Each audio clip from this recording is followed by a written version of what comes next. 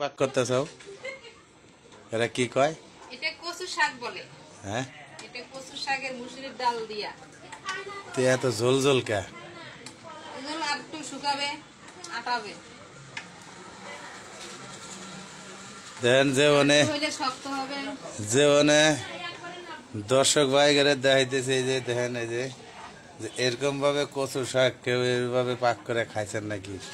আপনারা খায়া দেখেন, দেখেন খাইলে সার্ভিস পাবেন না। আপনারা অবশ্যই এরকম ভাবে পাক করে খায়া টেস্ট করে দেখবেন। ভালো লাগলে অবশ্যই কচুর কমেন্ট করে পাতা, অবশ্যই মুসুরির লিখবেন। ডাল এই খায়া দেন দেখেন। পাকানি, এই যে এটা হলো পাকানি, এটা হলো পাকানি।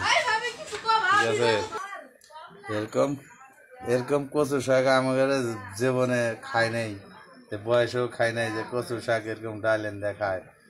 এই রংপুর মফিস, হ্যাঁ, এরা এই যে এরকম ভাবে খাইতেছে। হ্যাঁ, এই যে ধুনো হইতেছে। যেরকম যেরকম কচু শাকের যেরকম চেহারা, পাকানি চেহারা এরকমই। হ্যাঁ, আপনারা দেখেন, এই যে পাকানিটা দেখলে চেহারা ভালো হইলে অবশ্যই কমেন্টস করে লিখবেন যে পাকানির দরকার।